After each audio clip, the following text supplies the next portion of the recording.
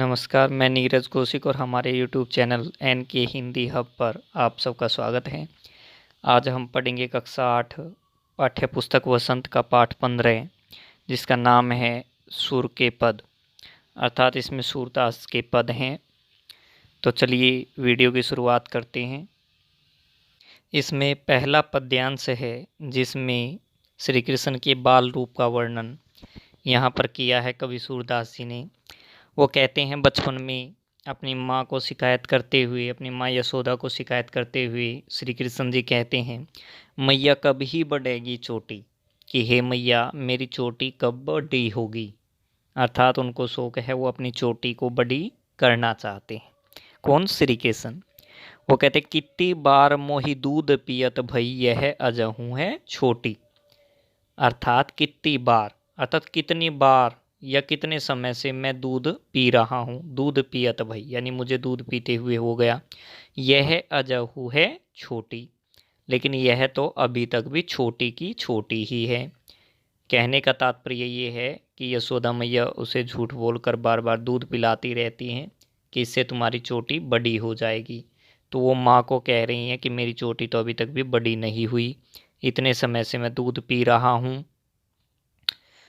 तू जो कहती बल बेनी ज्यों हुए है लांबी मोटी। तू जो कहती, आगे श्री कृष्ण कहते हैं कि तू तो कहती है बल बेनी ज्यों। बल का मतलब बलराम, बेनी का मतलब चोटी, अर्थात बलराम की चोटी की तरह हुए है लांबी मोटी, कि ये लांबी और मोटी अर्थात लंबी और मोटी हो जाएगी। अर्थात तुम दूध बार बार पियोगे तो तुम्हारी चोटी बलराम की तरह, तुम्हारे भैया की तरह हो जाएगी। तुम तो ऐसा कहती हो। काढ़त गुहत नहवावत जह नागिनी शोभई लोटी। इसमें ये कहते हैं कि बलराम की तरह काढ़त गुहत, काढ़त का मतलब बाल जो है वो सेट करना, व्यवस्थित करना। गुहत का मतलब गूंथना, नहवावत का मतलब नहलाना। अर्थात मेरी चोटी इतनी बड़ी हो जाएगी कि उसे मैं बालों को अपनों को सरीके से लगा भी सकता हूँ, उनको गूंथ भी सकता हूँ, नहला भी सकता हूँ। नागिनी भुई लोटी, भुई का मतलब पृथ्वी, लोटी का मतलब लेटना, नागिनी का मतलब नागिन। अर्थात मेरी ये चोटी, मेरे बाल जो हैं, मेरे केस, वो नागिन की भांति, नागिन की तरह जमीन पर, भूमि पर, पृथ्वी पर लेट सकेंगे, लेट जाएंगे, इतनी बड़ी चोटी हो जाएगी। लेकिन यह तो अभी तक भी ऐसी नहीं हुई जैसा तुम कहती हो। कांचो दूध पियावत पची पची देती न माखन रोटी। तुम मुझे कांचो दूध पियावत अर्थात कच्चा दूध ही पिलाती हो। पची पची मतलब बार बार, तुम मुझे बार बार कच्चा दूध ही देती रहती हो। देती न माखन रोटी, तुम मुझे माखन रोटी तो देती नहीं हो, अर्थात मक्खन के साथ रोटी तो देती नहीं हो, बस केवल गाय का कच्चा दूध ही मुझे देती रहती हो। सूर चिरजीवो दो भैया हरि हलधर की जोटी।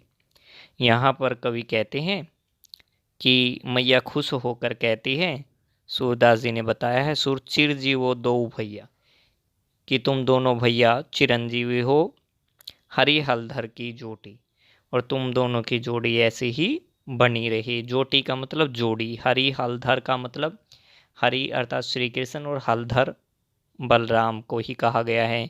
यानी तुम दोनों भाइयों की, श्री कृष्ण और बलराम की जोड़ी ऐसी ही बनी रही, तुम दोनों दीर्घायु हो। माता यशोदा ये बातें सुनकर श्री कृष्ण की बहुत खुश हो जाती हैं। अब दूसरे पद में इनके मक्खन खाने के बारे में बताया गया है। देखिए, श्री कृष्ण जो है बचपन में क्या करते थे कि दूसरों के घर में भी जाकर मक्खन खा लेते थे।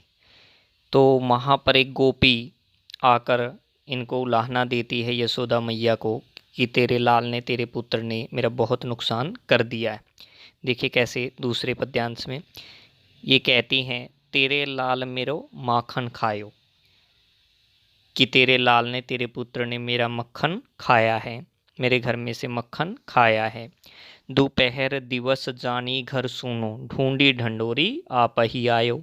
दोपहर दिवस अर्थात दिन में, दोपहर के समय, जानी घर सुनो, घर को सुनसान जानकर, खाली जानकर, ढूंढी ढंडोरी आप ही आयो, और ढूंढ ढांड कर अपने आप ये आ गया। कौन? श्री कृष्ण। खोली किवाड़ी पैठी मंदिर में, दूध दही सब सखनी खवायो। खोली किवाड़ी, किवाड़ किसे बोलते हैं बेटा? दरवाजे को। अर्थात इसने दरवाज़ा खोला पैठी मंदिर में, पैठी का मतलब होता है घुसना या प्रवेश करना, और इसने मंदिर में प्रवेश किया, ये मंदिर में घुस गया। दूध दही सब सखनी खवायो, और इसने आगे क्या किया? दूध और दही को अपने सब सखाओं को, सभी मित्रों को भी खिलाया। अर्थात खुद भी खाते थे श्री कृष्ण और अपने मित्रों को भी खिलाते थे, अपने दोस्तों को भी खिलाते थे। उखल चढ़ी सिंके को लीन्हो, अन भावत भुई में ढरकायो। यहाँ पर वो कहती है आगे गोपी जो शिकायत करने आई है श्री कृष्ण की यशोदा मैया को, कि उखल चढ़ी सिंके को लीनो। बेटा उखल बोलते हैं हम स्थानीय भाषा में, देसी भाषा में जैसे पटड़ी के नाम से जानते हैं बेटा, पटरी जो होती है जिस पर पटड़ी पर बैठते भी हैं। तो जैसे बेटा ये मान लीजिए जैसे मेज़ की भांति बेटा एक छोटा सा जो कम ऊंचा होता है, पटड़ी बोलते हैं बेटा, उसे गाँव में पाया जाता है, बैठने के काम जो आता है। तो ये कहते हैं उखल चढ़ी सिंके को लीन हो, अर्थात उसने क्या किया? मैंने जो मक्खन था या दही थी उसको सींके, बेटा सींके बोलते हैं, एक छींका बोला जाता है बेटा इसे, जो जाली की भांति या टोकरी की भांति बेटा, जिसमें दूध दही वगैरह को सुरक्षा के लिहाज से बेटा उसमें बांध कर लटका दिया जाता है ताकि बिल्ली या अन्य जानवर भी उसको न गिरा पाए। तो उस गोपी ने अपने घर में वैसे उसको टांग रखा था। वह कहती है उखल चढ़ी सींके को लीनो, अर्थात इसने उस उखल पर पटड़ी पर खड़े होकर उस छींके को लेकर अनभावत भुई में ढरकायो, अर्थात जो अनभावत, अनभावत का मतलब जितना खाना था उतना तो खा लिया, लेकिन जो अच्छा नहीं लगा, जो मन को नहीं भाया, उसको भुई में ढरकायो। भुई का मतलब बेटा पृथ्वी पर बिखेर दिया था, जमीन पर गिरा दिया। दिन प्रति हानि होती गोरस की, यह डोटा कोने ढंग लायो। कि दिन प्रति हानि होती गोरस की, बेटा गोरस बोलते हैं गऊ से मिलने वाला रस, अर्थात दूध से बने हुए पदार्थों की। वह कहती है कि प्रतिदिन अब तो गऊ के दूध से बने हुए पदार्थों की हानि होती है, नुकसान होता है। यह डोटा कोने ढंग लायो, तुमने यह लड़का किस ढंग से पैदा किया है? ढोटा बोलते बेटा लड़का। आगे कहते हैं अंतिम पंक्ति में, सुर श्याम कऊ हटकी न राखे, तैही पूत अनोखो जायो।